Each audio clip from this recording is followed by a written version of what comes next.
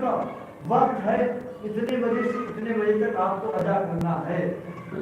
اب وہ اپنی مستحب نماز کو ادا کراتے. یہاں مسئلہ بھی پیش کر دوں، چاہے آیت اللہ خانوی صاحب کا ہو، چاہے آیت اللہ شیرازی صاحب کا ہو، چاہے آیت اللہ سکھانی صاحب کا ہو، اور بھی تمام مراجع جس کی آپ جو مقلدین ہیں، ان تمام مسئلوں کو اکٹھا کر کے جو مد نظر جو دیکھا گیا وہ یہی ہے کہ اگر مستحب نماز آپ ادا کر رہے ہیں، واجب نماز میں مستحب نماز اگر آپ ادا کر رہے ہیں، تو اگر آپ کے والدین آواز دے دیں کسی کام کے لیے، تو آپ کے اوپر پہلے فرض پڑتا ہے، پہلے فرض بنتا ہے کہ آپ جو اپنے والدین کی آواز پر لبیک کہیں، اس کے بعد اپنی نماز کو ادا کریں. واجب نماز کے لیے مستحب نماز تمام علماء کا بہت صحیح مسئلہ ہے.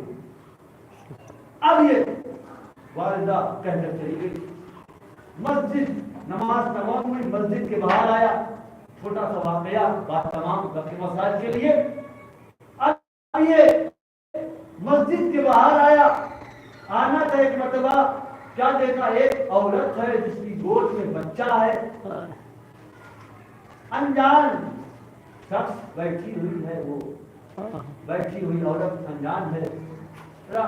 عابد بن جريح نے پوچھ لیا، ہم ہی اور آپ ہوتے ہیں پوچھ لیتے ہیں، کوئی بھی انجان آدمی نہیں ہے. اس نے پوچھا کون ہو، کہاں سے آئی ہو، کیا کام ہے، کیوں مسجد کے در پہ بیٹھی ہو؟ کہا کیا تم نے مجھے پہچانا نہیں؟ صرف والدہ کو وہ ایک جملہ یاد کر دی، پروردگار تو گواہ رہنا، اس نے میری آواز پر لبیک نہیں کہا. اس نے یہ عورت نے کہا کیا تم نے مجھے پہچانا نہیں؟ کہا میں نے تمہیں پہچانا نہیں. کہا کون ہو؟ کہا میں تمہاری شریک حیات ہوں، اور یہ جو اولاد ہے میری گود میں یہ تمہارا بچہ ہے. اب یہ بڑا حیرت زدہ ہوا، اب یہ پریشان ہوا، یہ کون سے ماجرے میں پھنس گیا، یہ کہاں آ گیا، یہ کون سی بات ہو گئی؟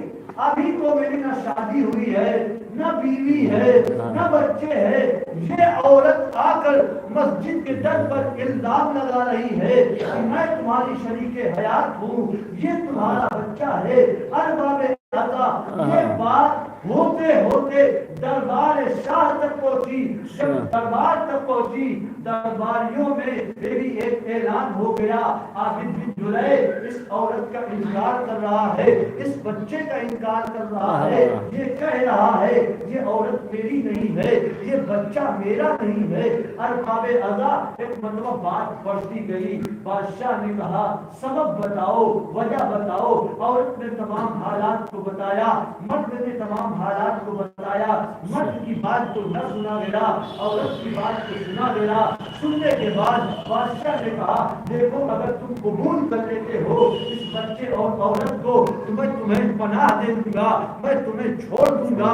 لیکن اگر تم اسے نہیں قبول کرو گے تو میں تمہیں پھانسی کے پھندے پہ چڑھاؤں گا. بات ٹرننگ پوائنٹ پہ ہے، آپ اسے سلیپ نہ کریے گا. ارباب اعضاء ایک مرتبہ جب جو ہے بادشاہ نے یہ تمام باتیں کہہ دی تو کہنا تھا والدہ کو یہ آواز سننے کو ملی کہ اس کے بیٹے کو پھانسی ہو رہی ہے، اس کے بیٹے کو سولی پہ چڑھایا جا رہا ہے. ایک مرتبہ والدہ دوڑی دوڑی آئی بادشاہ کے دربار میں. دربار میں آنے کے بعد کہا اے بادشاہ وقت دیکھو میرا بچہ جو ہے بے گناہ ہے، میرا بچہ کوئی قصور نہیں کیا ہے، میرے بچے نے کوئی غلطی نہیں کی ہے. بادشاہ وقت نے کہا آپ کی وجہ بتاؤ، آپ کی سبب بتاؤ، چھوڑنے کی کوشش بتاؤ. ایک مرتبہ کہا کہ دیکھو یہ میرا بیٹا جو پریشانیوں میں مبتلا ہے یہ میری بددعا کی وجہ سے مبتلا ہے.